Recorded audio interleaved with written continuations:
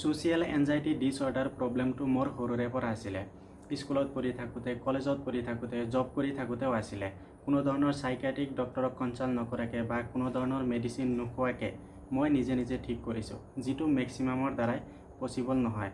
বহুতৰে social anxiety disorder প্ৰব্লেমটো আছে, কিন্তু ৰিয়েলাইজ নকৰে যে এইটো এটা বেমাৰ হয় বুলি। ঘৰৰ পৰা বাহিৰত যিকোনো social gathering, public platform, office হওক বা বিজনেছতে হওক, প্ৰগ্ৰামত হওক বা ফাংচনতে হওক, স্কুল বা কলেজতে হওক, মানুহৰ লগত লগ কৰিব লাগে, মানুহৰ লগত কথা পাতিব লাগে বা বহুত মানুহক ফেচ কৰিব লাগে, কিন্তু আপুনি কমফৰ্টেবল নহয়। ইমানেই আনকমফৰ্টেবল আপোনাৰ এনজাইটি লেভেল বাঢ়ি যায় বা কেতিয়াবা পেনিক এটাকো হৈ যায়। স্কুল কলেজত পঢ়ি থাকোঁতে টিচাৰে আপোনাক কুৱেশ্যন এটা সুধিলে, কুৱেশ্যনটোৰ এনচাৰ দিব নোৱাৰিলে। এনেকুৱা নহয় যে আপুনি কুৱেশ্যনটোৰ এনচাৰ নাজানে, জানিলেও দিব নোৱাৰে, কাৰণ আপোনাৰ এনজাইটিৰ প্ৰব্লেম আছে। টিচাৰে কিবা এটা সুধিলে আপুনি বহুত ভয় কৰে, আপোনাৰ হাৰ্ট ৰেট বাঢ়ি যায়। বা এক্সামৰ সময়ত ৰিটেন এক্সাম ভালে হয়, ভালকৈ দিব পাৰে, একো প্ৰব্লেম নহয়, কিন্তু যেতিয়াই ভাইবাৰ কথা শুনে তাৰ এনজাইটি লেভেল বাঢ়ি যায়। এক্সামিনাৰৰ আগত ভয় কৰি একোৱেই ক'ব নোৱাৰে। ধৰি লওক কোনোবাই ছাৰ্ভিচ কৰে, বছৰ আগত বা ক্লায়েণ্টৰ আগত প্ৰেজেণ্টেশ্যন দিব লাগে, কিন্তু সি প্ৰেজেণ্টেশ্যন দিব নোৱাৰে।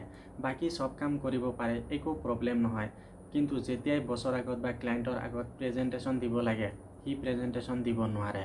সি ভয় কৰে, বছৰ আগত ক্লায়েণ্টৰ আগত কথা পাতিব নোৱাৰে, তাৰ হাৰ্ট ৰেট বাঢ়ি যায় আৰু কিছুমান ফিজিকেল চিমটমছ দেখা দিয়ে। মুখ শুকাই যায়, ঘাম ওলায়, হাত ভৰি কঁপি থাকে, কেতিয়াবা বমিও কৰিব পাৰে বা মূৰ ঘূৰাই পৰি যাব পাৰে। চ' এইবিলাক চিমটমছো দেখা দিয়ে। জৰুৰী নহয় ছেম চিটুৱেশ্যনত চবৰ লগতে এনেকুৱা হয়। কিছুমানে এনেকুৱা চিটুৱেশ্যনৰ কাৰণে ৱেইট কৰি থাকে, কিছুমানে এনেকুৱা চিটুৱেশ্যনৰ কাৰণে এক্সাইটিং হৈ থাকে, কিছুমানে এনেকুৱা চিটুৱেশ্যনক বহুত এনজয় কৰে, আৰু কিছুমানৰ কাৰণে ছ'চিয়েল এনজাইটি বা পেনিক এটাক। ছেম চিটুৱেশ্যন, কিছুমানৰ কাৰণে এক্সাইটিং, কিছুমানৰ কাৰণে এনজাইটি বা পেনিক এটাক। এইটো কিয় হয়? এবাৰ পাষ্টৰ কথা মনত কৰিব, এনেকুৱা কিবা এটা চিটুৱেশ্যন ফেচ কৰিছিল নেকি, যিটো চিটুৱেশ্যনৰ কাৰণে আপুনি প্ৰিপাৰেশ্যন হোৱা নাছিল, বা আপোনাৰ নলেজ নাছিলে, বা আপোনাৰ কনফিডেঞ্চ নাছিলে, বা কুৱেশ্যনটোৰ এনচাৰ জনা নাছিলে, বা ফিজিকেলি, মেণ্টেলি বা ইম'চনেলি আপুনি মেচিয়ৰ্ড নাছিল, হ'লেও আপোনাৰ চিটুৱেশ্যনটো ফেচ কৰিব লগা হৈছিল। চিটুৱেশ্যনটোত আপোনাৰ এক্সপিৰিয়েঞ্চ নিগেটিভ আছিল, যিমানখিনি এটেনশ্যন বা এপ্ৰিচিয়েশ্যন পাব লাগিছিলে সিমানখিনি পোৱা নাই। চিটুৱেশ্যনটোক লৈ আজিও আপোনাৰ নিগেটিভ ফিলিং আহে। এতিয়াও যদি চিমিলাৰ চিটুৱেশ্যন ফেচ কৰিব লগা হয়, আপুনি যিমানেই প্ৰিপাৰেশ্যন হৈ নাহক কিয়, বা আপোনাৰ যিমানেই নলেজ নাথাকক কিয়, বা আপোনাৰ যিমানেই কনফিডেঞ্চ নাথাকক কিয়, আপোনাৰ ছ'চিয়েল এনজাইটিৰ প্ৰব্লেম হয়। মই আৰু চিম্পুলকৈ বুজাই আছোঁ, তেতিয়া আৰু বেছি ভালকৈ বুজি পাব। ধৰক আপুনি ফাৰ্ষ্ট টাইম ট্ৰেইনত জাৰ্ণি কৰিবলৈ গৈছে, আপোনাৰ ওচৰত বহা কোনোবা এজনৰ পৰা কিবা এটা বস্তু চুৰি হৈ গ'ল। আপোনাৰ একো বস্তুৱে চুৰি হোৱা নাই, হ'লেও আপুনি বহুত ভয় কৰিছে, চিটুৱেশ্যনটোক লৈ আপোনাৰ বহুত কিবাকিবি নিগেটিভ ফিলিং আহি গৈছে। নেক্সট টাইম যদি আপোনাৰ ট্ৰেইনত জাৰ্ণি কৰিব লগা হয়, আপুনি নোৱাৰে, বহুত ভয় কৰে। মানে পাষ্টত কিবা এটা ঘটনা হৈ গৈছে, সেই ঘটনাৰ কথা এতিয়াও যদি মনত হয় বা তেনেকুৱা ঘটনা যদি ফেচ কৰিব লগা হয়, আপুনি নোৱাৰে। এইটো কাৰণে ছ'চিয়েল এনজাইটিৰ প্ৰব্লেম হ'ব পাৰে, বা কিছুমানৰ এনেও হৈ যাব পাৰে, কিছুমানৰ জেনেটিক ৰিজনতো হ'ব পাৰে, কিছুমানৰ নিউৰ'কেমিকেলছ, হৰমনৰ ইমবেলেঞ্চৰ কাৰণেও হৈ যাব পাৰে। ছ'চিয়েল এনজাইটি ডিছঅৰ্ডাৰ কেনেকৈ ঠিক কৰিব পাৰে? এটা কথা থিংক কৰা টোটেলি এভইড কৰিব বা মাইণ্ডৰ পৰা টোটেলি ৰিমুভ কৰিব। আপোনাক লৈ বেলেগে কি ভাবে, এতিয়া আপুনি থিংক কৰক, আপুনি বেলেগক লৈ কি ভাবে, বা বেলেগক লৈ ভবাৰ আপোনাৰ কিমান সময় আছে। মই ভাবোঁ আপুনি বেলেগক লৈ একোৱেই নাভাবে, বেলেগক লৈ ভবাৰ আপোনাৰ একোৱেই সময় নাই। মই কথাষাৰ কিয় কৈছোঁ, ভিডিঅ'টো শেষলৈকে চাওক, তেতিয়া আৰু অলপ ভালকৈ বুজি পাব। ধৰক এটা ক্লাছত আপোনাক দি কেনে 50 ষ্টুডেণ্ট আছে, আপোনাক বাদ দি টিচাৰে যিকোনো এজনক কুৱেশ্যন এটা সুধিলে, সি কুৱেশ্যনটোৰ এনচাৰ দিব নোৱাৰিলে বা দিবলৈ ট্ৰাই কৰিলে কিন্তু ভুল হ'ল, ক্লাছৰ চবেই হাঁহিলে, টিচাৰেও কিবাকিবি ক'লে, তেতিয়া সি কি ফিল কৰিব?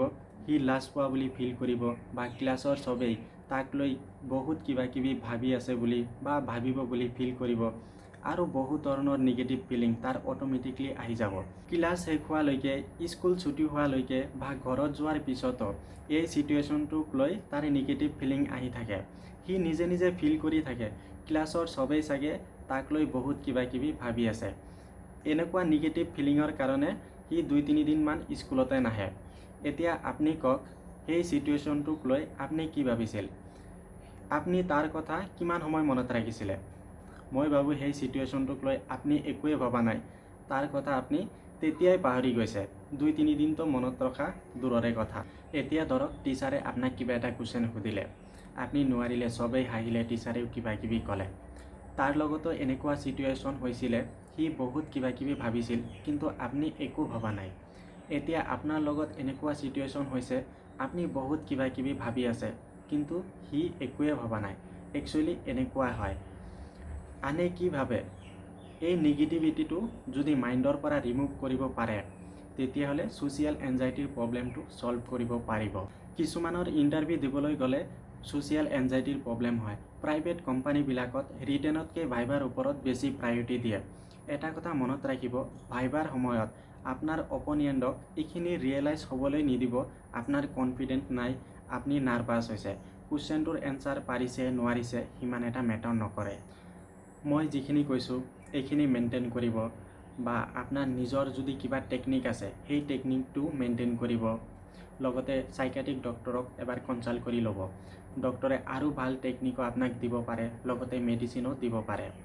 এইখিনিয়ে। কিবা জানিব লগা থাকিলে মোক কমেণ্ট কৰিব পাৰে। ভিডিঅ'টো ভাল লাগিলে লাইক কৰিব। চেনেলটো যদি কোনোবাই ছাবস্ক্ৰাইব কৰা নাই, প্লিজ ছাবস্ক্ৰাইব কৰি দিব। Stay in touch with us, stay healthy. Thanks for the ৱাচিং।